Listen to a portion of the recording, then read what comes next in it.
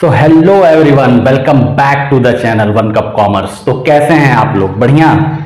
चलिए, तो आज हम यहाँ पे आए हैं अपने इकोनॉमिक्स में इंडियन इकोनॉमी का चैप्टर नंबर 2 जो कि है आपका goals of India's development plan 1950 से लेके 1990 तक की कहानी को देखने के लिए। ठीक है, 1950 से लेके 1990 की कहानी इसमें हम कवर करेंगे कि भारत अब आजाद हो गया। ठीक है, यानी कि अभी जो पिछला चैप्टर हम लोगों ने पढ़ा ना, उसमें भारत क्या था? गुलाम था। यानी कि ब्रिटिशर्स आए थे, ईस्ट इंडिया कंपनी वाले आए थे और बैटल ऑफ प्लासी हुआ था कब? 1757 में, जिसमें भारत की सरजमी का टुकड़ा पहली बार गुलाम हुआ था।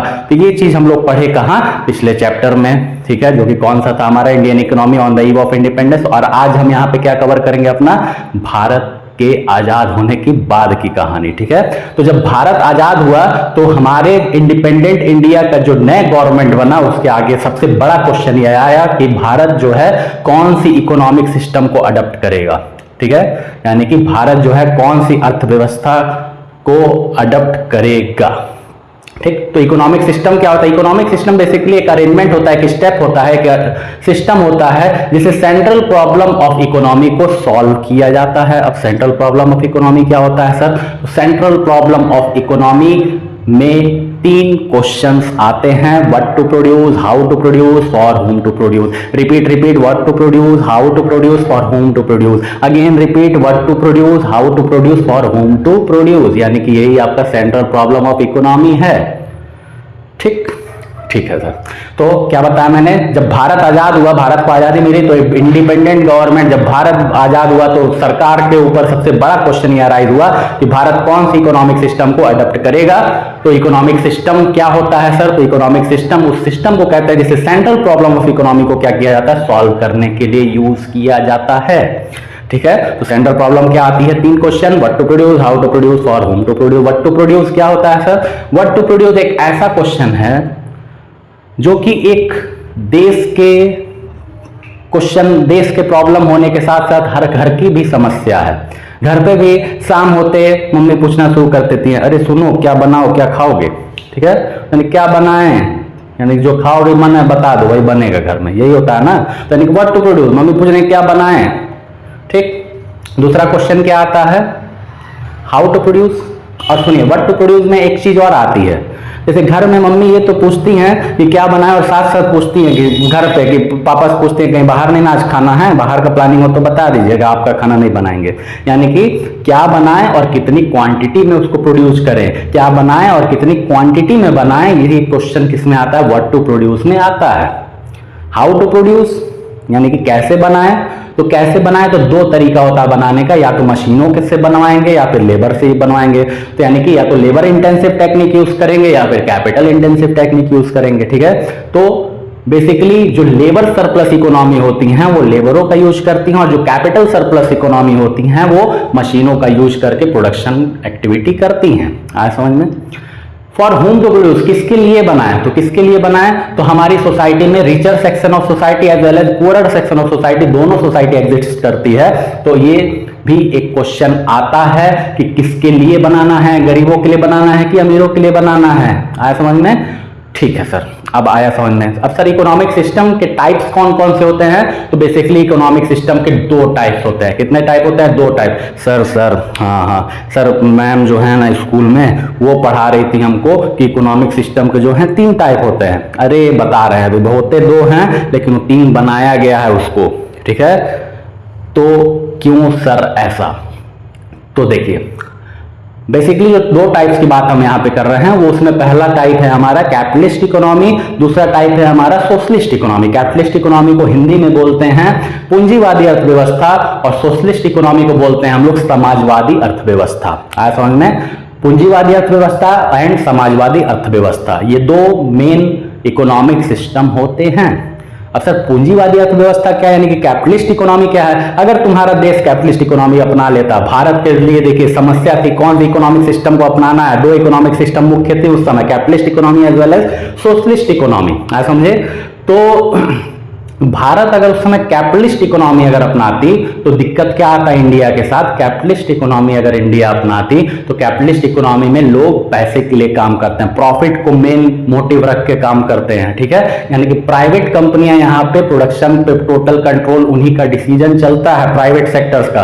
अब प्राइवेट सेक्टर्स किस लिए काम करती हैं, पैसा है तो बड़ी बड़ी बातें और पैसा है तो बड़ी बड़ी रातें, ये कौन बोलता है, प्राइवेट कंपनी बोलती है। यानी कि कैपिटलिस्ट इकोनॉमी में किसका कंट्रोल होता है, तो प्राइवेट सेक्टर्स का कंट्रोल होता है प्रोडक्शन पे, ठीक है।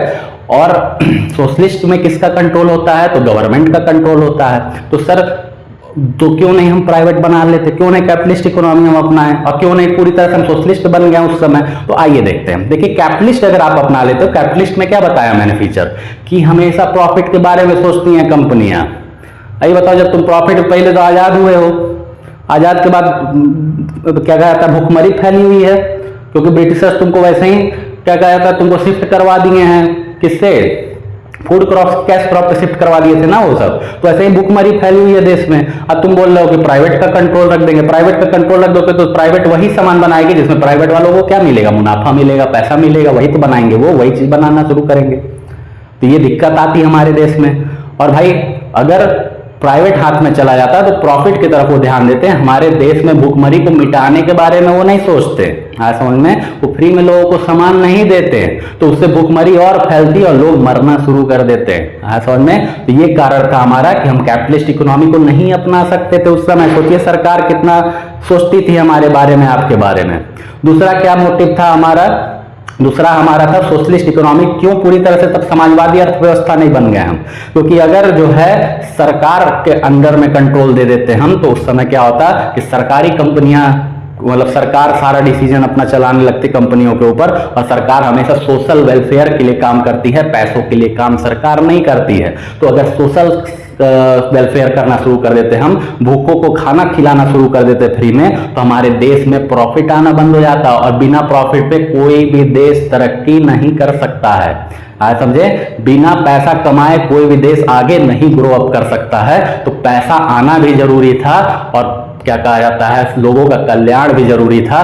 तो उस समय भारत जो है क्या करता है, कुछ कैरेक्टरिस्टिक्स उठाता है कैपिटलिस्ट इकोनॉमी से, कुछ कैरेक्टरिस्टिक्स उठाता है सोशलिस्ट इकोनॉमी से, दोनों को मर्ज करके भारत जो है बहुत सुंदर तरीके से क्या अपना लेता है, मिक्स्ड इकोनॉमी को अपना लेता है। यानी कि ये ऐसी धरती है, आपका ऐसा देश है जहां पे प्राइवेट कंपनियां भी काम कर रही हैं, जहां पे सरकारी कंपनियां भी काम कर रही हैं। सरकारी कंपनियां अपना डिसीजन खुद ले रही हैं और प्राइवेट कंपनीज अपना डिसीजन हमारे देश में खुद लेते हैं। क्यों, क्योंकि हमारा देश जो है वो प्यारा देश जो है क्या, कौन सी इकोनॉमिक सिस्टम को अपनाया है, मिक्स्ड इकोनॉमी को अपनाया है। आया समझ में। तो सर कैपिटलिस्ट और सोशलिस्ट में डिफरेंस क्या है, तो बता दिया मैंने। पहला क्या डिफरेंस है हमारा, कि अगर कैपिटलिस्ट इकोनॉमी आप अपना रहे हैं तो कैपिटलिस्ट इकोनॉमी हमेशा कौन गवर्न करता है, कौन उसका डिसीजन लेता है, तो कैपिटलिस्ट इकोनॉमी में प्रोडक्शन पे टोटल कंट्रोल किसका होता है, प्राइवेट सेक्टर्स का, प्राइवेट इंडिविजुअल्स का होता है।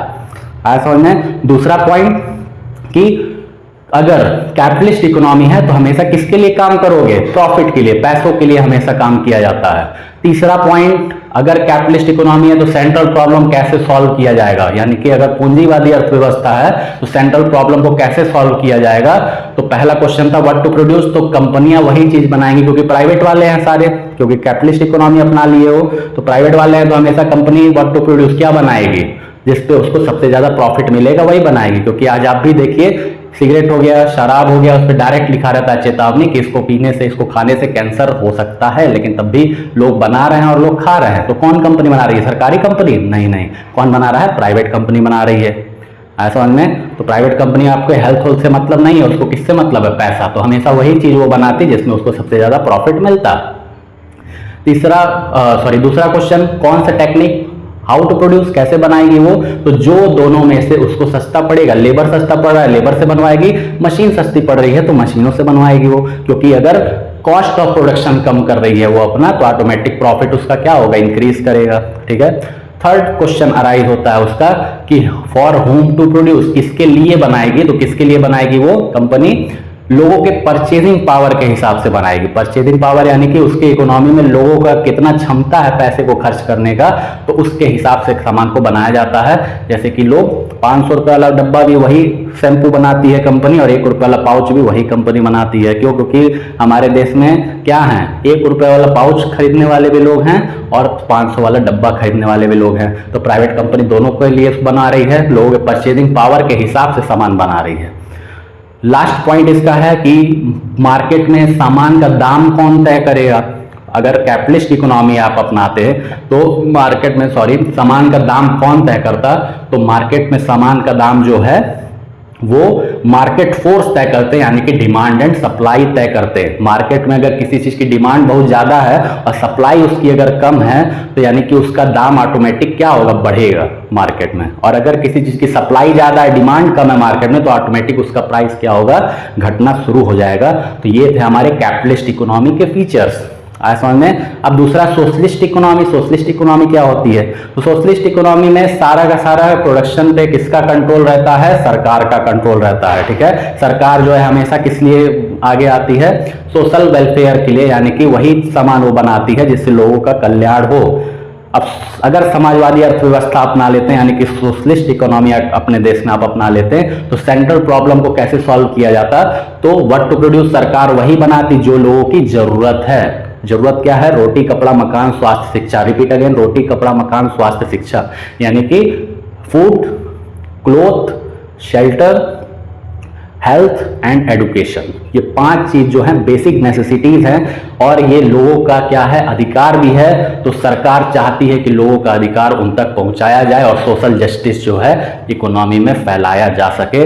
तो ये चीज पे सरकार ध्यान देती, क्या बनाती, जो लोगों की जरूरत है। और जरूरत क्या है, रोटी कपड़ा मकान स्वास्थ्य शिक्षा।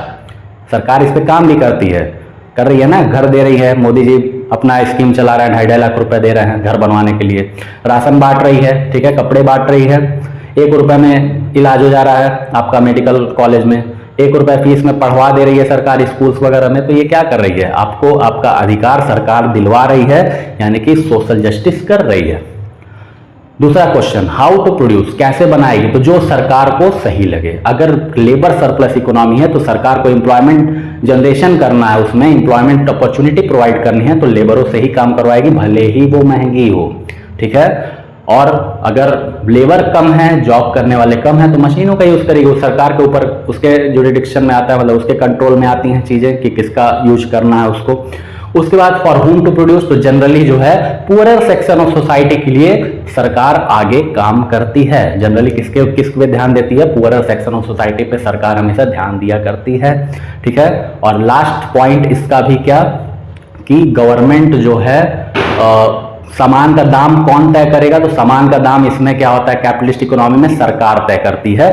सरकार ही एक ऐसी चीज है जो 20 रुपए का गेहूं खरीद के राशन की दुकानों पे 3 रुपए किलो बेचवाती है, गरीबों को उनका एक समय का भोजन प्राप्त हो पाए, तीनों समय का। इसलिए सरकार ही वो काम कर सकती है 20 रुपए का अनाज खरीद के 3 रुपए में राशन की दुकानों पे बंटवाने का। ठीक है, तो सामान का दाम कौन तय कर रहा है, इसमें गवर्नमेंट तय कर रही है। तो ये पॉइंट्स थे इसके कैपिटलिस्ट और सोशलिस्ट के। तो भारत ने कुछ फीचर्स कैपिटलिस्ट से लिए, कुछ फीचर्स सोशलिस्ट से लिए, और भारत जो है दोनों के ग्रेट कॉम्बिनेशन से बन गया क्या, मिक्स्ड इकोनॉमी, जहां पे कैपिटलिस्ट इकोनॉमी को भी अपनाया जाता है और सोशलिस्ट इकोनॉमी को भी अपनाया जाता है। यहाँ सरकारी कंपनियां भी पाई जाती हैं और प्राइवेट कंपनियां भी पाई जाती हैं। सरकारी कंपनी अपनी कंपनियों का डिसीजन लेती हैं, सरकार जो है, और प्राइवेट कंपनी जो है उस पर प्राइवेट इंडिविजुअल अपना डिसीजन लिया करते हैं। तो ये था हमारा कैपिटलिस्ट, सोशलिस्ट और मिक्स्ड इकोनॉमी, और ये था हमारे चैप्टर नंबर 2 का शुरुआत। तो होप सो आपको आया हो समझ में। तब तक के लिए धन्यवाद। आगे के लेक्चर्स, आगे के जो पॉइंट्स हैं, अभी आगे हम लोग को इकोनॉमिक प्लानिंग के बारे में पढ़